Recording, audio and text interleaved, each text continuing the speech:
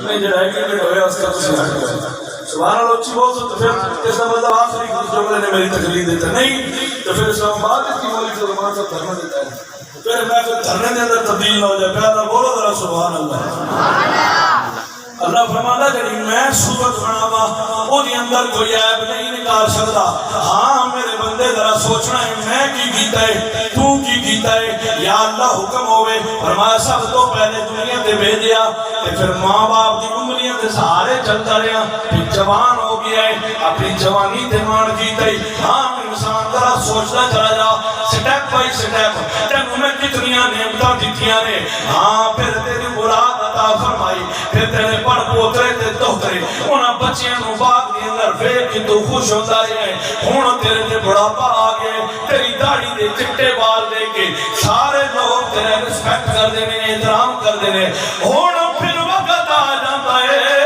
اس گل دا اس ذائقہ چکھن دا جس نے ذائقہ ہر بندے نے چکھنا ہے پھر تینوں موت عطا فرمائیے ساری تکلیفاں دور ہو گئی نے موت دا جام پی لئی یا اللہ ہن تو پھر ختم ہو گئے فرمایا نہیں میری قدرت عظیم شاکار ہے میں واضح کیتے انہوں گھسیر کے انہوں ڈھیر تے نہ چھڑیا جائے انہوں اچھی طرح وضو کرو غسل دیو خوشبواں لگا دیو ہن کفن پہنا دیو وہ بھی چٹے رنگ لا پھر منہ تو جناب والا ہٹا دیو ہر بندہ پہ آندہ زیارت کرن واسطے زیارت کرن والے نوں بھی دسیا منہ چپ کر کے نہیں یاد کلمہ پڑھو درود پڑھو قرآن کی تلاوت کرو